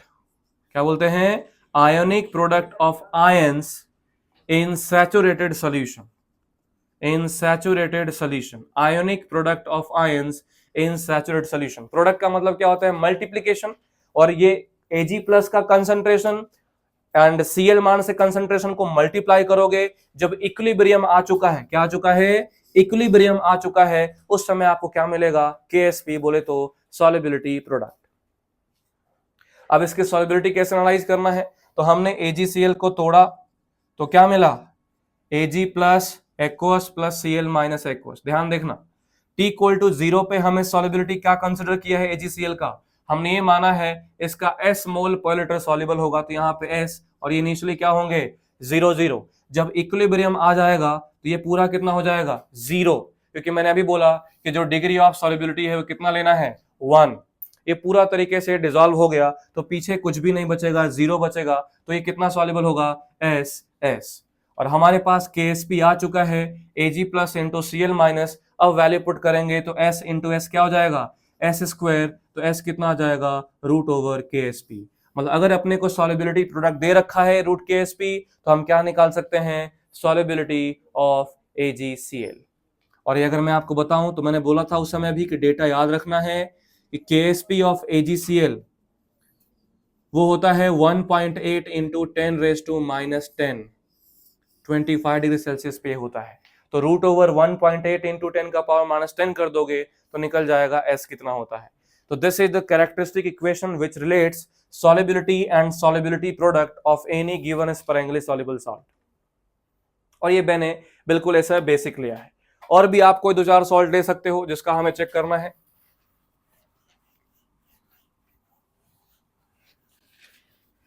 देखो, मान लो मैंने बोला कि मेरे पास एक दूसरा सॉल्ट है MX2। MX2 कैसे तोड़ोगे, तो MX2 को तुरंत डिसॉल्व करेंगे। MX2 को हमने डिसॉल्व किया तो क्या बना, M2 plus plus 2x minus aqueous. T equal to 0 पे सॉल्युबिलिटी कितना लेना है S, ये कितना होगा 0 0। T इक्वल टू इक्विलिब्रियम पे कितना होगा 0, ये कितना हो जाएगा S, और ये कितना हो जाएगा 2s, क्योंकि 2 मोल्स है। अब यहां पे उतावला होके सीधा वैल्यू ये नहीं पुट करना है, पहले ये लिखो। तो KSP इक्वल टू क्या लिखोगे, बोलो कंसंट्रेशन ऑफ M2 प्लस का पावर 1 इंटू कंसंट्रेशन ऑफ, गलती से ये लिख देते हैं, ये नहीं होगा, ये 2 कहां जाता है पावर में, तो क्या लिखेंगे बोलो x माइनस का पावर 2। तो यहां से अगर सॉल्व करेंगे तो s, और यहां क्या आएगा बेटा 4s स्क्वायर, मतलब 2s का होल स्क्वायर। तो यहाँ पे s इंटू 4s स्क्वायर मतलब कितना आ गया 4s cube equal to KSP आ गया। तो s क्यूब इक्वल टू क्या आ जाएगा KSP अपॉन 4, और s इक्वल टू क्या आ जाएगा KSP अपॉन 4। अगर यहाँ 3 है तो इधर जाए क्या आएगा 1/3। इससे भी डर लगता है बहुत सारे लोगों को। अब इसी को मैंने कोई जनरल एग्जांपल और ले लिया, समथिंग AXBY सॉल्ट है। देखना यहाँ पे AXBY सॉल्ट है, तो अगर मेरे पास AXBY सॉल्ट है और इसको मैं तोड़ूंगा तो कैसे टूटेगा बोलो, तो ये हमेशा कोफिशिएंट आगे जाता है XA, और ये इसका कोफिशिएंट कहां जाएगा Y प्लस, क्योंकि हमने 10th में फॉर्मूला बनाना सीखा है। MgCl2 कैसा बनता है, Mg पे 2 प्लस और Cl पे माइनस क्रॉस मल्टीप्लाई हो जाता है, तो यहाँ क्या बन जाता है MgCl2, मतलब ये जो 2 है वो इसका चार्ज है और ये जो 1 है वो इसका चार्ज है। तो सिमिलरली यहाँ पे जो Y है वो A का चार्ज होगा प्लस YB, B पे कितना चार्ज होगा X माइनस, ये दोनों एक्वा सोल्यूशन है। T इक्वल टू 0 पे क्या मिलेगा, यहाँ पे सॉल्युबिलिटी मान लेते हैं S, ये कितना होगा 0 0। T इक्वल टू इक्विलिब्रियम पे कितना हो जाएगा बेटा 0। जैसे यहाँ पे 2 था तो लिखा था ना 2s, वैसे यहाँ पे x है तो कितना लिखोगे x इंटू एस। यहाँ पे y कोफिशिएंट है तो क्या लिखोगे y इंटू एस। अब अगर मुझे KSP निकालना है तो KSP क्या आएगा बेटा, अगर मुझे KSP निकालना है तो सिंपली क्या लिखेंगे बोलो, कंसंट्रेशन ऑफ XA लिखूं कि सिर्फ A लिखूं, सिर्फ A लिखेंगे, और पावर में क्या जाएगा इसका coefficient into B x minus का पावर में क्या जाएगा y। अब यहां पे वैल्यू पुट करोगे तो AY का कंसंट्रेशन कितना है x इंटू एस का power x, y into S का पावर y, यहां से s का पावर x और s का पावर y निकालूंगा तो s का पावर x प्लस y, इधर क्या बच जाएगा सिर्फ x का पावर x इंटू y का पावर y। तो यहां से अगर हम s निकालने जाएं x का पावर x प्लस y तो कितना आ जाएगा KSP upon x to the power x into y to the power y, और यहां से s निकालेंगे तो KSP upon x to the power x into y to the power y, और यहां पे जाके इधर डिवाइड हो जाएगा 1 अपॉन x प्लस वाई। इस तरीके से आपको क्या मिल गया, सॉल्युबिलिटी मिल गया। अब इसके ऊपर बहुत सारे क्वेश्चन आते हैं, तुम देख लेना। एक और क्वेश्चन आया था जो बहुत सारे लोगों ने गलत किया था, वो था SnS2। ये सबको डरा दिया था वो सब, और है बहुत आसान, और रीजन भी है क्या है डरने का, जल्दीबाजी फटाफट वैल्यू पुट कर दिया। SnS2 जब तोड़ोगे बेटा, समस्या ये है SN2 प्लस या 4 प्लस, और यहां पे 2S। अब देखो ध्यान से, सल्फर कभी माइनस देखा है क्या, नहीं, सल्फर पर हमेशा क्या होता है -2, तो मतलब तुरंत आयनिक चार्ज कितना आ गया 4, तो कटायनिक चार्ज ऑटोमेटिकली क्या आ जाएगा 4। इससे हम गुमराह हो सकते हैं, जैसे भी बताया था ना कि ये कोफिशिएंट यहां जाता है, ये कोफिशिएंट यहां जाता है, वो 10th में काम करता है। यहां पे हमें ऑक्सीडेशन नंबर का ध्यान देना पड़ेगा, तो 10 पे चार्ज क्या रखना पड़ेगा +4। और सिंपल जानते हो, कोई क्वेश्चन नहीं आता, सिर्फ KSP बताओ क्या है। KSP यहां लिखा था SN2 प्लस इंटू S2 का स्क्वायर, दूसरा था SN4 plus into 2S2 minus का पावर स्क्वायर, तीसरा था SN4 plus into S2 minus का स्क्वायर। सब ने ये टिक किया था, जिनके लगा दिया था वो भी यही टिक किया था। जानते हो क्यों 2S, तो सॉलिबिलिटी 2S ही है, नहीं देखा कि ये सल्फाइड है कि एक्चुअल सॉलिबिलिटी है, ये इसमें कंफ्यूजन हो जाता है। क्लियर, तो ये कंफ्यूजन तुम मत करना, बाकी हो जाता है। तो वाटर में कैसे चेक करना है वो हमने सॉलिबिलिटी देख लिया। वाटर में सॉलिबिलिटी चेक करने के लिए बहुत सिंपल है, जस्ट उसको डिसॉल्व करिए और तुरंत तोड़ दीजिए। KSP और S में एक रिलेशन आएगा, उसको फाइंड आउट कर लीजिए। जैसे मान लो अभी मैंने एक क्वेश्चन दूं, देखो ध्यान से, अगर एक क्वेश्चन लिखे कि अपने पास MX है जिसका KSP दे रखा है something 4 into 10 to the power -8, तो बताओ इसकी सॉलिबिलिटी क्या होगा। तो तुरंत MX तोड़ेंगे तो क्या बनेगा M plus plus x minus, यहाँ T इक्वल टू इक्विलिब्रियम पे S और S आ जाएगा। KSP लिखोगे तो कितना आएगा M प्लस का पावर 1 इंटू एक्स माइनस का पावर 1, तो S इंटू S कितना हो जाएगा S स्क्वायर, तो S आ जाएगा √KSP। √KSP सॉल्व करेंगे तो कितना आएगा 4 इंटू 10 का पावर -8, दैट इज 2 इंटू 10 का पावर -4 मोल पर लीटर। अब अगर बढ़िया सवाल होगा तो मैं क्या पता क्या बोल दूंगा, इसी क्वेश्चन को चेंज कर देते हैं। सॉलिबिलिटी दे रखा है 2.1 इंटू 10 का पावर -3 ग्राम पर लीटर, बताओ KSP क्या होगा। तुम फटाक से तोड़ोगे और KSP क्या कर दोगे S स्क्वायर, और S की वैल्यू 2.1 इंटू 10 का पावर -3 स्क्वायर, गलत हो गया, क्योंकि ये S किस में पुट करना है मोल पर लीटर में, और दिया किस में है ग्राम पर लीटर में। तीसरा टाइप का सवाल, KSP दिया था, क्या दिया था KSP, सॉल्ट का मास दिया था 3 ग्राम, पूछ दिया वॉल्यूम बताओ, लो मैटर क्लोज हो गया। क्योंकि हमें तो क्या है सर, KSP और S दोगे तो करेंगे, नहीं तो आप करना। तो अगर KSP और दिया है अपने को, तो इससे क्या निकल जाएगा बेटा सॉलिबिलिटी, और सॉलिबिलिटी का यूनिट क्या है मोल पर लीटर, और मोल का फॉर्मूला बोलो given mass upon molar mass upon volume. तो देखो मास दिया है, मोलर मास हमें पता रहता है, क्या मिल जाएगा वॉल्यूम। ये तीसरे, तो छोटा छोटा क्वेश्चन एक्सटेंड होता है धीरे धीरे करके। एक और क्वेश्चन आया था कि BaOH होल ट्वाइस है, इसका pH दे रखा है 9, बताओ KSP क्या होगा। ये बड़ा फेमस क्वेश्चन है, इसको भी हमने करना सीखा था, तो देखो ये भी वापस कर देता हूं। BaOH होल ट्वाइस तोड़ोगे तो क्या मिलेगा बेटा Ba2 plus plus 2OH minus, T equal to 0 पे सॉलिबिलिटी अगर S है तो कितना होगा 0 0, T इक्वल टू इक्विलिब्रियम पे ये 0 हो गया, कितना बनेगा S और 2S। अगर मैं यहां से KSP निकालना चाहूं तो KSP कितना आएगा concentration of Ba2 plus into concentration of OH minus का पावर 2, मतलब S का पावर 1 इंटू 2S का पावर 2, ये आ जाएगा 4S क्यूब। मतलब अगर KSP निकालना है तो मुझे S चाहिए। क्वेश्चन में क्या दे रखा है बेटा pH दे रखा है 9, यहाँ pH मतलब होता है कंसंट्रेशन ऑफ H प्लस, यहाँ कहीं भी H प्लस है क्या नहीं, क्या है बल्कि OH माइनस। तो अगर pH 9 है तो POH कितना होगा 5, और अगर POH 5 है तो कंसंट्रेशन ऑफ OH माइनस कितना होगा 10⁻⁻5। बोलो हाँ या ना। और कंसंट्रेशन ऑफ OH माइनस है कितना 2s, तो 2s की वैल्यू 10 का पावर -5, तो s की वैल्यू 0.5 इंटू 10 का पावर -5, बोले तो 5 इंटू 10 का पावर -6। ऐसा आ गया, जस्ट यहां ले जाके पुट कर दो, आंसर आ गया। तो देखो सेम ही क्वेश्चन है, हमने पीएच से क्या डिराइव किया POH, और POH से OH मान सा कंसंट्रेशन निकाल के पुट कर दिया। तो ये था केस नंबर 1 जब हम सॉलिबिलिटी चेक करते हैं वाटर में। अब वाटर के अलावा सेकेंड जो क्वेश्चन आता है जो काफी अच्छा माना जाता है, जिसको हम दूसरा नाम से जानते हैं कॉमन आयन इफेक्ट, क्या जानते हैं कॉमन आयन इफेक्ट।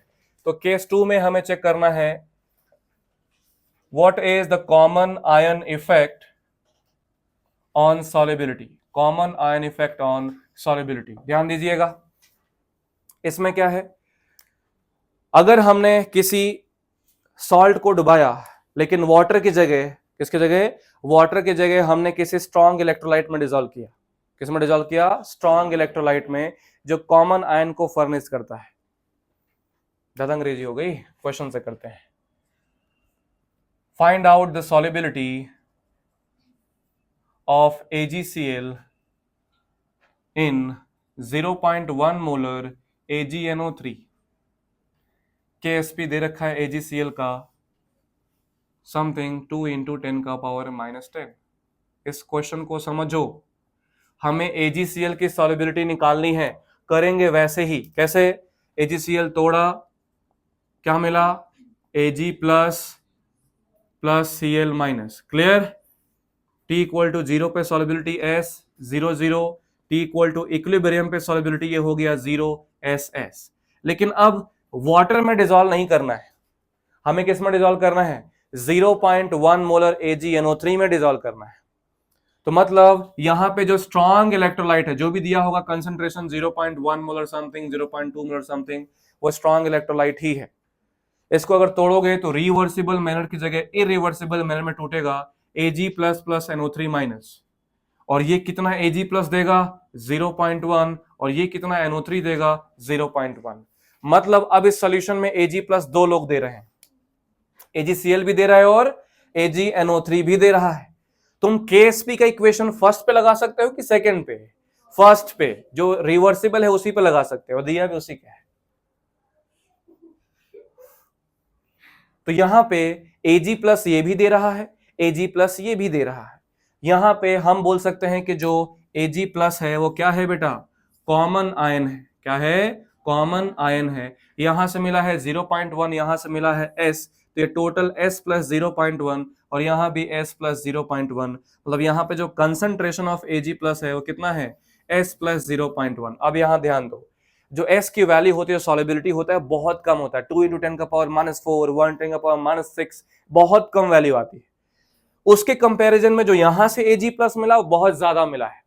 भाई यहां पे S की वैल्यू कैसे, किस रेंज में होती है, 10⁻⁻ के रेंज में, और यहां है 0.1, तो ज्यादा कौन है, 0.1। दूसरा रीजन, ये स्ट्रॉन्ग इलेक्ट्रोलाइट है, तो जब टूटेगा तो कंप्लीटली डिसोसिएट होगा, तो Ag प्लस का कंसंट्रेशन सॉल्यूशन में क्या करेगा, बढ़ा देगा। तो यहां एक लाइन बोलने जा रहा हूं, ध्यान सुनना, due to common ion which is Ag plus, the concentration of Ag plus in the solution increases. तो क्या ये जो इक्विलिब्रियम है वो डिस्टर्ब होगा कि नहीं होगा।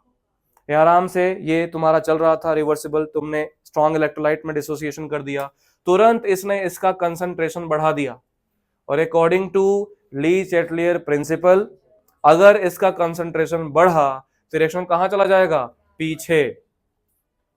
मतलब कॉमन आयन इफेक्ट की वजह से सॉलिबिलिटी बढ़ गया कि घट गया, ऐसे समझो, आयंस की तरफ रिएक्शन शिफ्ट हुआ कि सॉलिड की तरफ, सॉलिड की तरफ। मतलब सॉल्युबल ज्यादा हुआ कि नहीं हुआ, नहीं हुआ, सॉल्युबिलिटी क्या हो गई, कम हो गई। तो हम यहां लिख सकते हैं due to common ion, due to common ion effect by Ag plus, जो सॉल्युबिलिटी है वो क्या हो जाएगा, कम हो जाएगा। मतलब S प्लस 0.1 में कौन सी वैल्यू बहुत बहुत छोटी हो गई, S, तो Ag प्लस इफेक्टिवली सिर्फ किसके बराबर होगा, 0.1 के।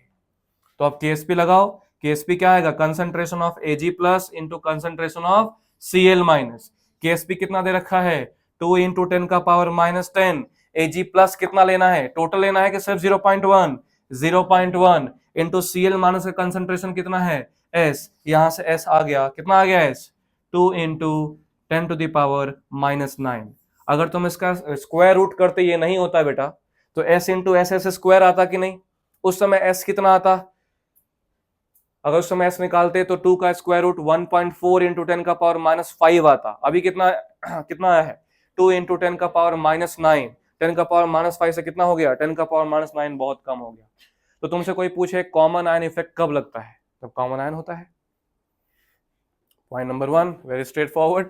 और दूसरा, जो कॉमन आयन देने वाला व्यक्ति है वो स्ट्रांग होना चाहिए। क्या होना चाहिए, मतलब common ion effect weak component पे लगता है, किस पे, वीक, और लगाता कौन है, स्ट्रांग कंपोनेंट लगाता है। स्ट्रांग कंपोनेंट इस वीक कंपोनेंट पे कॉमन आयन इफेक्ट लगाता है, अगर दोनों में कॉमन आयन है तो।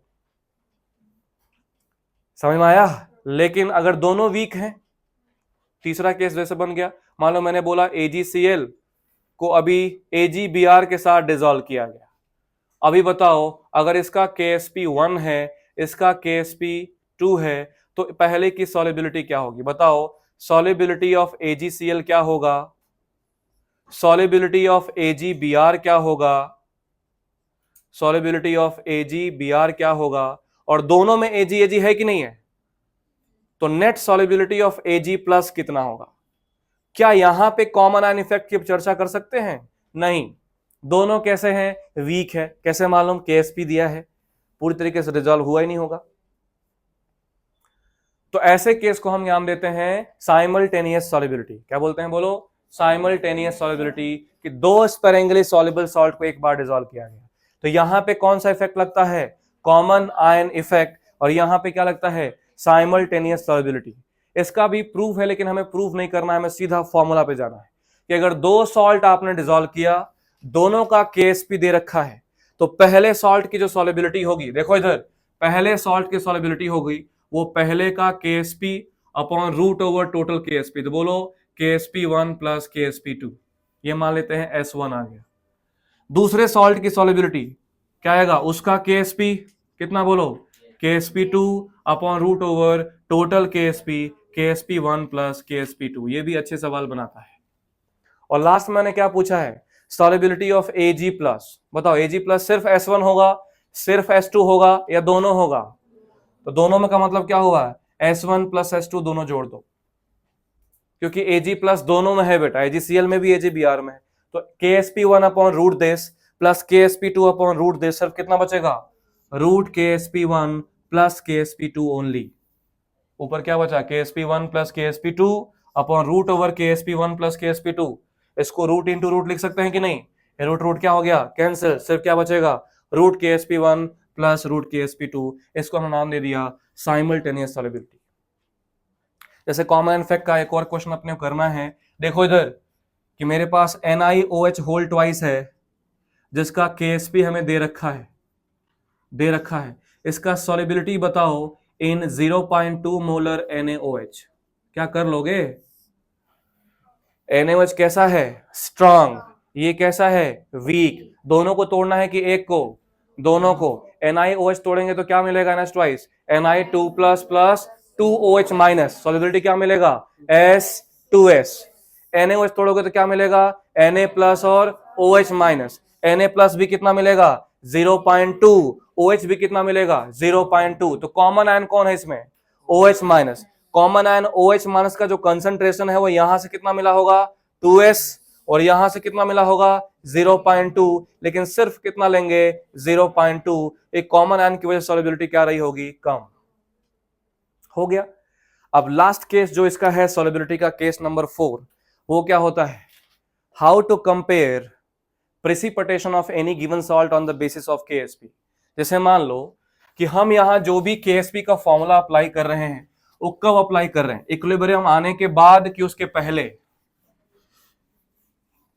तो इक्विलिब्रियम आएगा तो ही आप KsP लगा सकते हो, उसके पहले तो KsP बोल ही नहीं सकते। समझ रहे हो क्या बोल रहा हूं, यहां पे how to compare KsP and ionic product, सुनो मेरी बात, केमिकल इक्विलिब्रियम जब पढ़ते थे तो मैंने बताया था कि मान लो ए से बी के बीच में इक्विलिब्रियम आ गया तो आप क्या लगाते हो, के equilibrium concentration of B upon concentration of A. लेकिन अगर इक्विलिब्रियम नहीं आया है, इसी सेम फॉर्मूले को हम क्या बोलते हैं, रिएक्शन कोशेंट। क्या बोलते हैं, रिएक्शन कोशेंट। जो यही सेम फॉर्मूला होता है बी अपॉन ए, लेकिन ये जो कंसंट्रेशन होता है कहां का होता है, टाइम टी का, और ये कहां कंसंट्रेशन होता है, इक्विलिब्रियम का। Same goes for this also. अगर सॉल्युबिलिटी आप इक्विलिब्रियम के पहले निकाल रहे हो तो उसको क्या नाम देते हैं, आयोनिक प्रोडक्ट Q। और अगर आप इक्विलिब्रियम पे निकाल रहे हो तो क्या बोलते हैं, KSP, ionic product of ions in saturated solution. ये मत बोलना कि आयनिक प्रोडक्ट तो लिखवाया था, सिर्फ आयनिक प्रोडक्ट नहीं बोलते हैं KSP को, ionic product of ions in saturated solution बोलते हैं। तो अगर मान लो अपने पास कोई AB सॉल्ट है, ध्यान दो AB सॉल्ट है सॉलिड, बना A plus aqueous plus B minus aqueous. देखो इधर A प्लस एक्वस और B माइनस एक्वस। मैंने बोला इसके लिए जो KSP है और जो Q है वो KSP में ज्यादा है। Q अपना रिएक्शन कोशेंट ही समझो। अगर इक्विलिब्रियम कांस्टेंट ज्यादा है तो रिएक्शन कहां जाता है, फॉरवर्ड में, मतलब आयंस की तरफ या सॉलिड की तरफ।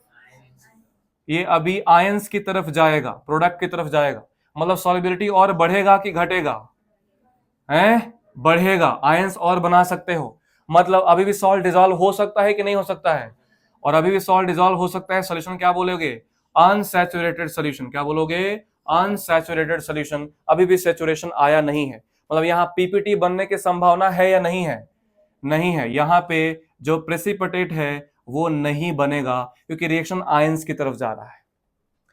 अगर मैंने बोला कि KSP और Q में KSP कम हो गया तो रिएक्शन कहां चला जाएगा, फॉरवर्ड की बैकवर्ड, बैकवर्ड मतलब सॉलिड की तरफ की आयंस की तरफ, सॉलिड की तरफ, मतलब तुरंत क्या बनना स्टार्ट हो जाएगा, प्रेसिपिटेट बनना स्टार्ट हो जाएगा। यहां पे प्रेसिपिटेशन हो जाएगा, no more salt can be dissolved in the given solution. और अगर बेटा KSP और Q बराबर हो गए तो सॉल्यूशन कैसा रहेगा, सैचुरेटेड, इक्विलिब्रियम पे रहेगा, ना आगे जाएगा ना पीछे जाएगा। इसका एक ही फेमस क्वेश्चन जो कई बार पूछा गया है वो था CaF2 अपने को दे रखा है, मान लो KSP 2 × 10⁻⁻10 पूछा है, कौन से वैल्यू, कौन से कंसंट्रेशन ऑफ कैल्शियम प्लस और F माइनस पे, कौन से कंसंट्रेशन ऑफ कैल्शियम प्लस और F माइनस पे प्रेसिपिटेशन होगा, at what concentration of calcium and fluoride ion precipitation occurs.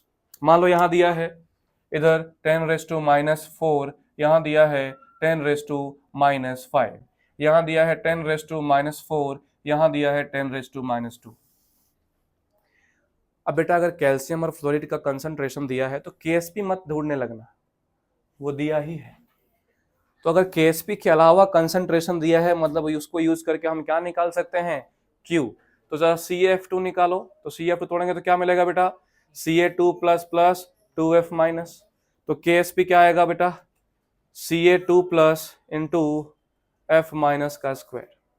पहला अगर मैं वैल्यू पुट करूं तो कितना आएगा, 10⁻⁻4, ये Q लिख देंगे, 10⁻⁻4 इंटू F माइनस कितना आएगा, 2F माइनस, नॉट, हाँ सॉरी, F माइनस का स्क्वायर, F माइनस का स्क्वायर।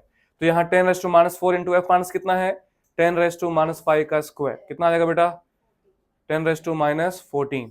तो Q और KSP में ज्यादा कौन है, तो यहाँ Q इतना है, KSP 10 का पावर -10 है, तो KSP ज्यादा होगा। KSP का मतलब कहाँ जाएगा, आयंस की तरफ कि सॉलिड की तरफ, तो पीपीटी बनेगा नहीं। दूसरा पुट कर लो, दूसरे में क्या है, कैल्शियम प्लस कितना है 10⁻⁻4 इंटू उसका स्क्वायर 10⁻⁻4, कितना आ गया Q 10⁻⁻8, जो कि ज्यादा है किससे, KSP से, तो प्रेसिपिटेशन होगा, काम खत्म। तो इस तरीके से सॉल्युबिलिटी प्रोडक्ट समाप्त होता है। लास्ट है थियरी ऑफ इंडिकेटर्स। इसमें कुछ ज्यादा सीखने को नहीं है, ऑलरेडी रेडॉक्स रिएक्शन में सीख चुके हैं। सिर्फ आयनिक का जो कॉन्सेप्ट है वो मैं बता देता हूं। सबसे पहले बात करें कि इंडिकेटर्स क्या होता है, इसकी थियरी क्या है। तो आप सबको पता है, रेडॉक्स रिएक्शन में हमने सीखा है इंडिकेटर्स वो होते हैं जो किसी भी टाइट्रेशन रिएक्शन में एंड पॉइंट को इंडिकेट करते हैं। क्या बोलते, किसको इंडिकेट करते हैं, एंड पॉइंट को। कैसे, तो एक, हाँ, कलर चेंज से। तो यहां पे एक थियोरी आया, ओस्टवाल्ड थियोरी। इन्होंने क्या बोला कि जो एसिड बेस इंडिकेटर्स होते हैं, acid base indicators, they are weak acid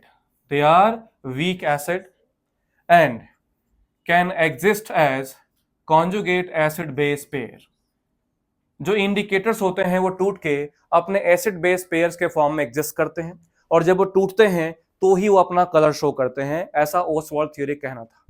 ये भी बोला गया कि उनका जो वर्किंग है वो तभी सिग्निफिकेंट होगा जब मिनिमम कितने परसेंट डिसोसिएशन हो, 50% डिसोसिएशन। कितने परसेंट? 50%, ऐसा ओस्टवाल्ड साहब कहना था। ध्यान सुनना, व्हाट इज इंडिकेटर? ऐसा सब्सटेंस जो किसी भी टाइट्रेशन रिएक्शन में बताएगा कि टाइट्रेशन कंप्लीट हो गया है, मतलब ग्राम इक्विवेलेंट ऑफ ए बराबर ग्राम इक्विवेलेंट ऑफ बी हो चुका है, रिएक्शन बंद कर दीजिए। कैसे बताएगा? ये खुद में क्या चेंज करता है? कलर चेंज करता है। अब ओस्टवाल्ड थ्योरी ने समझाया कि कलर चेंज कैसे होता है, तो इन्होंने बोला कि जो इंडिकेटर्स है वो काइंड ऑफ एक वीक एसिड के जैसे ही होते हैं, उसको तोड़ोगे तो उसका बेस बन जाएगा। क्या बन जाएगा? बेस बन जाएगा। और जब बेस बनेगा, जैसे ही वो एसिड बेस के फॉर्म में एग्जिस्ट करेंगे तो कलर शो करते हैं, और उनका कलर तब इंटेंसिफाई होगा, तब सिग्निफिकेंट होगा जब वो कितने परसेंट टूट जाए? मिनिमम 50%। जैसे इंडिकेटर लो समथिंग HIN, जब ये टूटेगा तो क्या बनेगा? H plus plus IN minus. ये इसका वीक एसिड पार्ट है और ये इसका कॉन्जुगेट बेस पार्ट है। तो आप इनफैक्ट एक अच्छे इंडिकेटर का पीएच रेंज निकाल सकते हो कि इसका पीएच क्या होगा। कैसे? जस्ट लाइक कि अपने पास एक सॉल्ट है और एक वीक एसिड है, तो हम इसको एसिडिक बफर के जैसे कंपेयर कर सकते हैं। अपने पास एक वीक एसिड है और ये उसी का बेसिक पार्ट है। बेसिक पार्ट अभी समझा कैसा होता है? सॉल्ट होता है, वही बेसिक पार्ट होता है। तो जैसे हमने हेंडरसन हेसल-बेल्च इक्वेशन लगाया था, वैसे यहां लगा सकते हैं पीएच इक्वल टू pKa, और pKa की जगह pKIN plus log concentration of salt. Salt मतलब यहां कौन सा पार्ट है? IN minus upon acid HIN। ये होता है पीएच का फॉर्मूला इंडिकेटर्स के लिए। सिर्फ इतना ही सीखना था। और एसिड बेस इंडिकेटर की बात करूं तो हमने सीखा है कौन कौन से एसिड बेस इंडिकेटर होते हैं। पहला कौन सा सीखा था? Methyl orange. क्या सीखा था? Methyl orange. बताओ जरा, मिथाइल ऑरेंज का पीएच रेंज कहां कहां काम करता है? 3.1 से 4.3 के बीच में। और इसका कलर कहां से कहां होता है? तो एसिडिक मीडियम में और बेसिक मीडियम में। एसिडिक मीडियम में कैसा होता है? ऑरेंज, और बेसिक मीडियम में कैसा होता है? येलो। सिमिलरली दूसरा हम यूज कर सकते हैं मिथाइल रेड। क्या? मिथाइल रेड कहां से कहां काम करता है? 4.2 से 6.5, और इसका कलर कैसा होता है? रेड से, और बेसिक मीडियम में येलो। तीसरा समझाया था फेनोप्थलीन HPH, कहां से काम करता है? लगभग 8.2 से 10.3 तक या 10.2 तक, और इसका कलरलेस होता है एसिडिक मीडियम में, और बेसिक मीडियम में कैसा होता है? पिंक। और इस पे आज तक एक ही टाइप के क्वेश्चन पूछे जाने लगे हैं, वो भी हमने रेडॉक्स रिएक्शन में चर्चा कर लिया है कि इस टाइप के टाइट्रेशन में कौन सा इंडिकेटर यूज करोगे। जैसे हमने सीखा था कि HCN और NaOH ले लूं, तो इसमें अगर इसका टाइट्रेशन है तो कौन सा इंडिकेटर यूज करोगे? तो HCN क्या है बच्चा?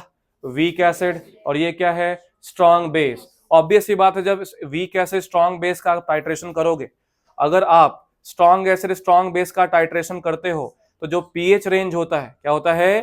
पीएच रेंज इक्विवेलेंस पॉइंट का वो 4 to 10 के बीच में आता है। किसके बीच में? 4 to 10 पीएच रेंज। पीएच की वैल्यू नहीं बता रहा हूं, जो इक्विवेलेंस पॉइंट है जहां टाइट्रेशन समाप्त होता है, वो इक्विवेलेंस पॉइंट इसके बीच में आता है। याद रखना है ये। अगर वीक एसिड और स्ट्रॉन्ग बेस है, क्या लग रहा है? देखो जरा, तो 7 से ज्यादा आएगा, 7 से कम आएगा? 7 से ज्यादा। तो ये इसकी अगर बात करोगे तो ये 8 से ज्यादा होता है। 8 से 10.2 10.5 के बीच में बोल सकते हो। अगर आपने वीक एसिड स्ट्रॉन्ग एसिड और वीक बेस लिया, स्ट्रॉन्ग एसिड और वीक बेस, तो यहां पे जो इक्विवेलेंस पॉइंट का पीएच रेंज है, जहां टाइट्रेशन समाप्त होने की गुंजाइश है, पीएच रेंज वो 7 से कम होता है, तकरीबन 4 to 6.5 के बीच में आता है।